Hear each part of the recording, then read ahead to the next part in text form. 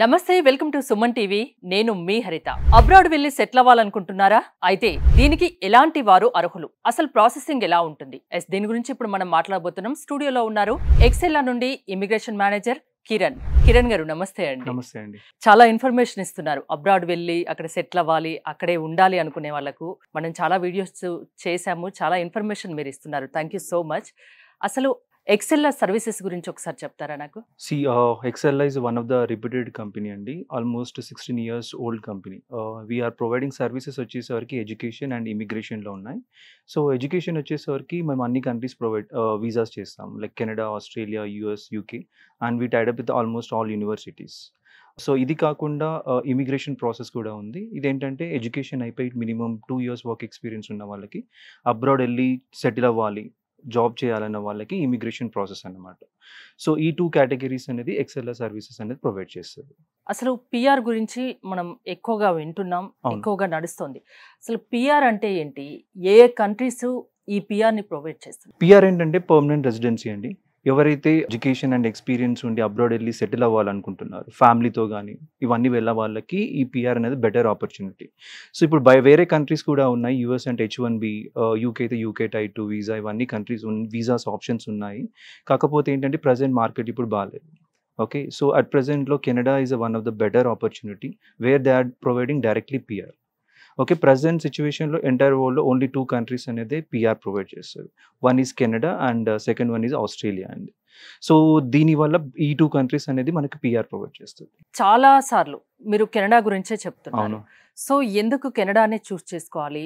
మామూలుగా మిగతా కంట్రీస్ లో లేనిది కెనడాలో ఏముంది? వై కెనడా అంటే like even recently Canadian immigration announce like they are planning to give almost 4 lakh visas ఈ 2024 and 2025లో. So it's a big number. And అది కాకుండా they have a requirement at this moment. Even visas also they are giving అదే విధంగా ఇస్తున్నారు అనమాట. So main PR ఎందుకు చూస్ చేసుకోవాలంటే ద బెటర్ బెనిఫిట్స్ ఉన్నాయి మీకు.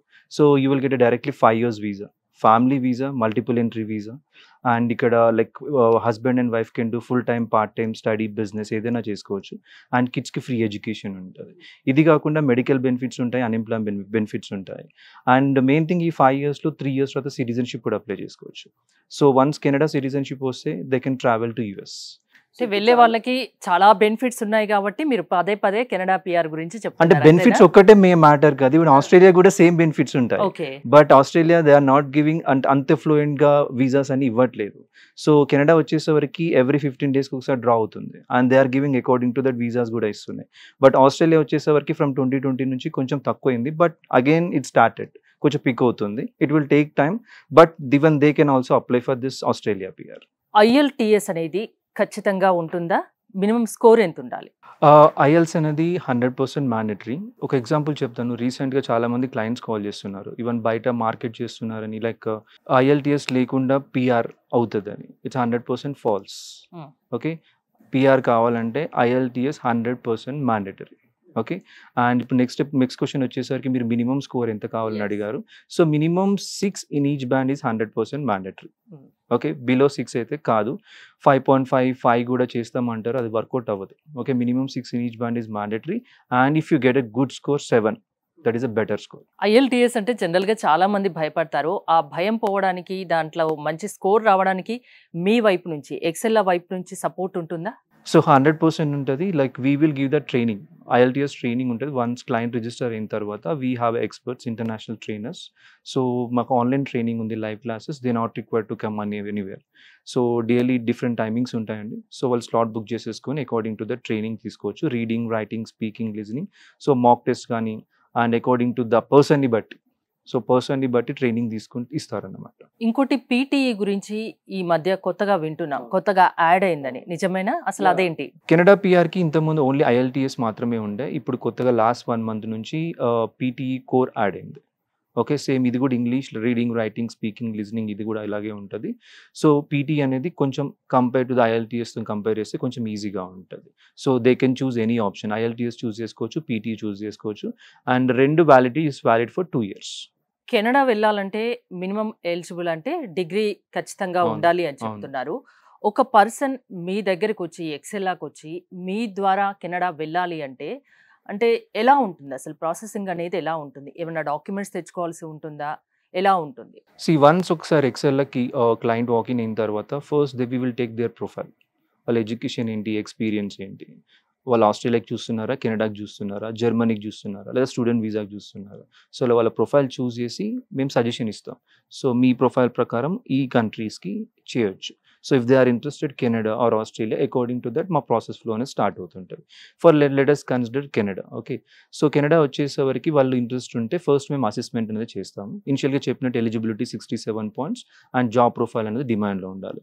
సో, ఈ అసెస్మెంట్‌కి ఏంటంటే క్లయింట్ వన్స్ రిజిస్టర్ అయిన తర్వాత ఒక ఆన్‌లైన్ అప్లికేషన్ ఫార్మ్ క్లయింట్‌కి పంపిస్తాం.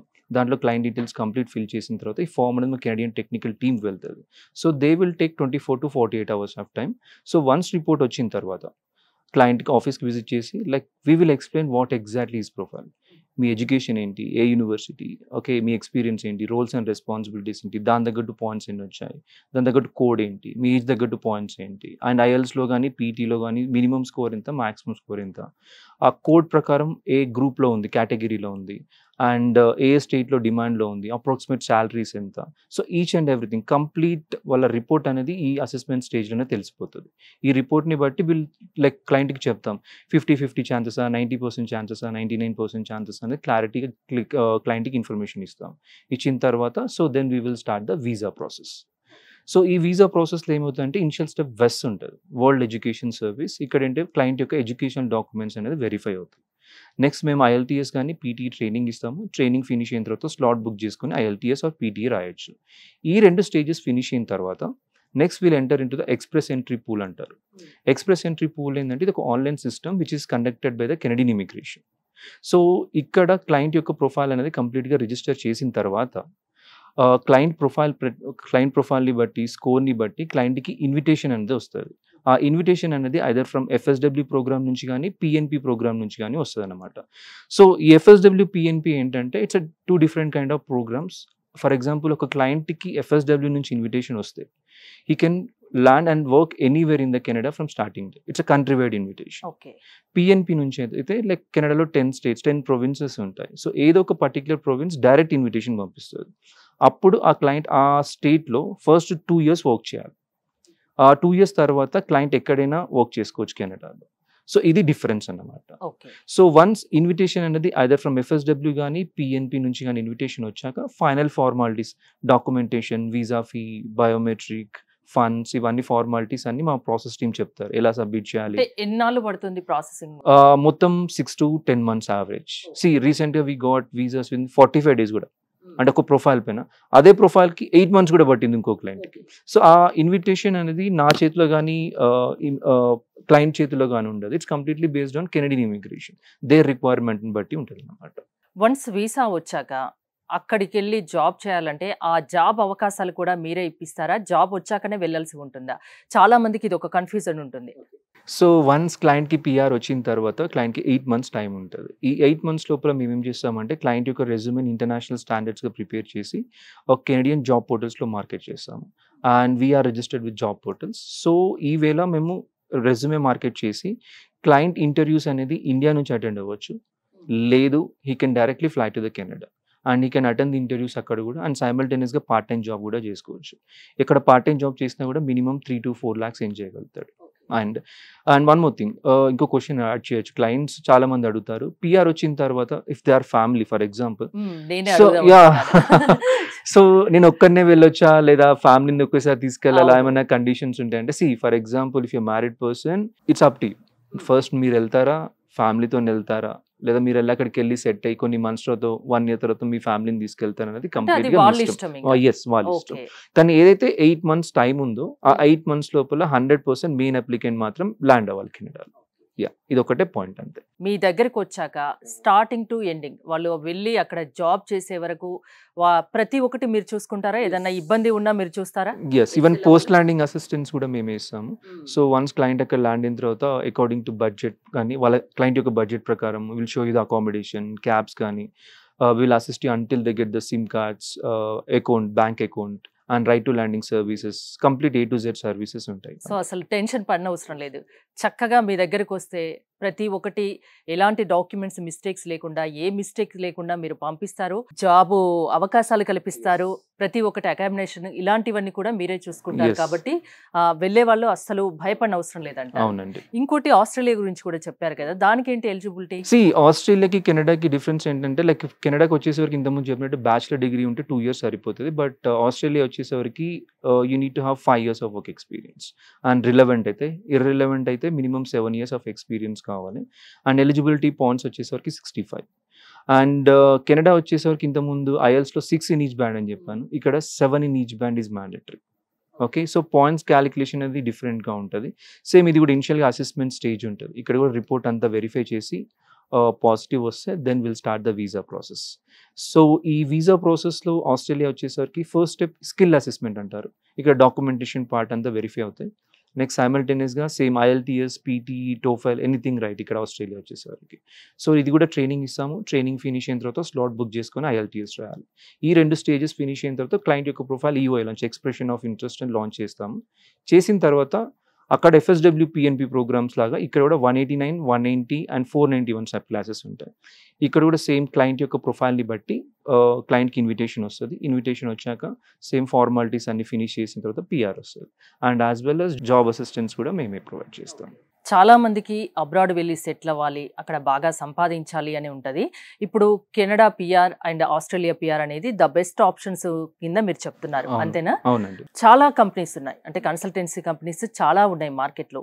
మిమ్మల్ని ఎందుకు నమ్మాలి, మీ ద్వారా ఎందుకు వెళ్ళాలి? సిటీలో కాదు, ఇండియాలో కూడా చాలా కంపెనీస్ ఉన్నాయి. సో బిఫోర్ క్లయింట్ ఒకసారి రిజిస్టర్ అయ్యే ముందు they have to verify background verification. Client ఎన్ని ఇయర్స్ నుంచి ఉంది, whether they are registered or not. We are registered with IRCC. So this is one of the main point. Okay, IRCC registration ante they won't directly tie up with any small companies. They will see all the success and client profile gani, how they are doing, genuine unda, fake unda ante verify chesi they will register. And we have almost chepnattu 17 years old company and we have a success rate of 95%. Okay. So if you come to us, we will starting నుంచి ending వరకు we have a different teams ఉంటారు. ఒకే person అన్ని చేయరు. So ఒక్కొక్క stage ఒక్కొక్క person allocate చేస్తాము. దాన్ని బట్టి మీ ప్రొఫైల్ అనేది స్మూత్ గా వెళ్ళిపోతుంది. సో ఒక నమ్మకమైన సంస్థ కాబట్టి చెక్ చేసుకోండి, మీరు రండి, వచ్చి చూడండి, తెలుస్తుంది, చూసింది వెరిఫై చేసుకోండి, ఓకే అయితేనే స్టార్ట్ చేయండి. థ్యాంక్ యూ కిరణ్ గారు. చూసారు కదా, అబ్రాడ్ వెళ్ళాలనేది చాలా మందికి డ్రీమ్ ఉంటుంది, అక్కడికి వెళ్ళి సెటిల్ అవ్వాలనేది. కాకపోతే ఎలా వెళ్ళాలి, ప్రాసెస్ ఎలా ఉంటుంది అనేది చాలా మందికి తెలియదు. సో ఎక్సెల్లా ద్వారా మీరు అబ్రాడ్ వెళ్ళి కెనడా కానీ ఆస్ట్రేలియా కానీ వెళ్ళి అక్కడ బాగా సెటిల్ అవ్వాలి అనుకుంటే, ఎక్సెల్లాను కాంటాక్ట్ అవ్వాలనుకుంటే స్క్రీన్ పై స్క్రోల్ అవుతున్న నెంబర్స్కి కాల్ చేయండి. చూస్తూనే ఉండండి సుమన్ టీవీ.